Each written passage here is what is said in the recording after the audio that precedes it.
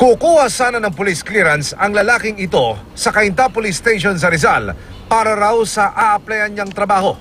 Pero mapapansing tila natigilan ang non-uniform personnel na umaasikaso sa lalaki.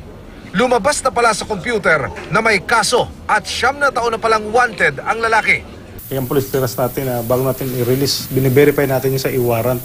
Lahat ng warrant ng buong Pilipinas ina-upload yan. Tumimbre na sa pulis ang empleyado ng police station at mabilis na dumating ang mga taga-warrant section. Nang ma-verify na may kaso nga ang lalaki, dito na siya inaresto. Wanted sa kasong rape si Marvin Bernadas, 29 na taong gulang, Tubong Tabakan, Gindulman, Bohol. Ay, hindi po yan, sir. Hindi po yan totoo, sir. Tapos, ano po, sir, na dati kong shoota yun, sir. Tapos, hinabdalan ko lang nanay niya. Hinabdalan ako, eh. Eh bakit ikaw ay kinasuhan? Ayaw sa akin yung nanay niya at tatay.